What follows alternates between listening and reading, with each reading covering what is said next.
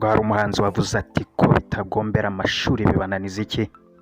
Abahanga ariko bavuga ko abatherapist n'abapsychologist aribo bashobora gukoresha ubuhanga n'ubumenyi bafite, bityo bigatuma ufite amarangamutima yasuka ntacyo asize inyuma. Ibi bikaba byamuviramo kubona ubujyanama bwamufasha kuvura umutima ndetse agacukubira n'ibikomere byashegeshe ubuzima bwe, kandi akaba yasubirana amahoro yambuwe n'isi. Nyamara ariko uzasanga hari abantu benshi bashobora kuba nta mashuri ahanitse bibitseho, ariko bafitiye isi umumaro ntagereranywa dukesha impano zidasanzwe n'ubwitange bwabo mu kuganiriza uwashegeshwe n'ibikomere by'umutima bitewe n'ibyamubayeho.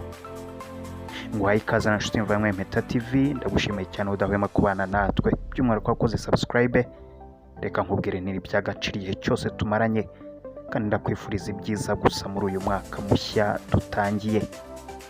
Nk'uko twabyemeje kubagezaho inkuru zidasanzwe zirimo utuntu n'utundi urukundo byegeranye uyu munsi, reka tukugezeho YouTube channels 20 zo mu Rwanda zagaragaje ubudasa mu kunyuzaho ibiganiro biri emotional kandi byagiye bifasha benshi mu gukira ibikomere by'imitima yabo ku batumirwa ndetse n'abakurikira ibiganiro by'izo channel. Iki cyegeranyo ariko ndagira ngo nkubwire ko kiri personal, nawe ushobora kutubwira muri comment niba koko ariko nawe ubibona cyangwa hari ikindi watwungura.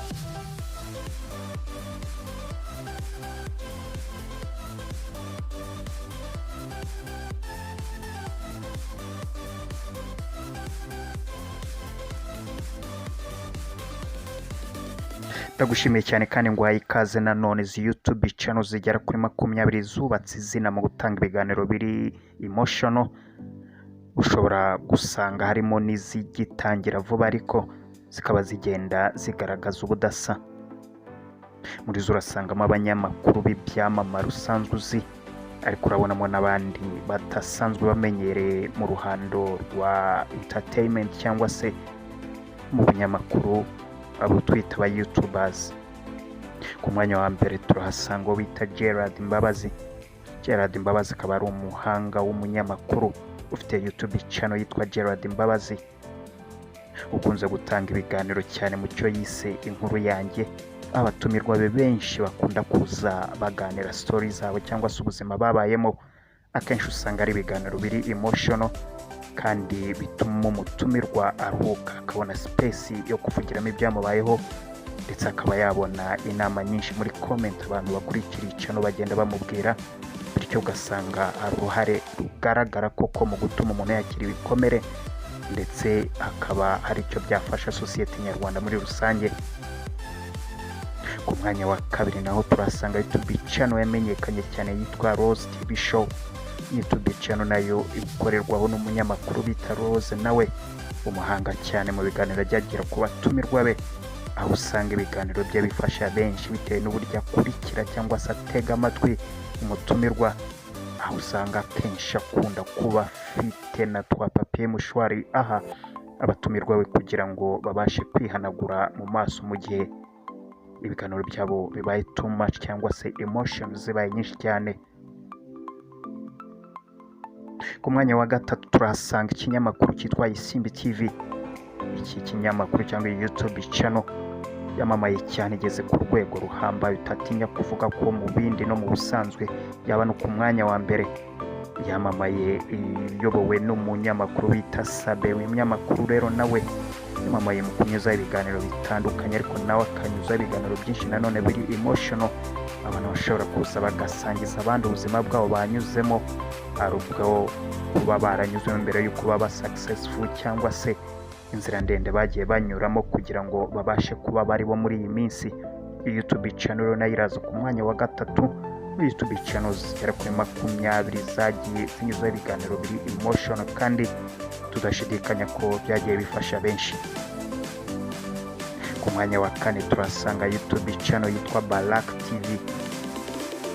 Ku mwanya wa gatanu turasanga YouTube channel yitwa Irere TV. Ku mwanya wa gatandatu turasanga YouTube channel yitwa Gasaro TV.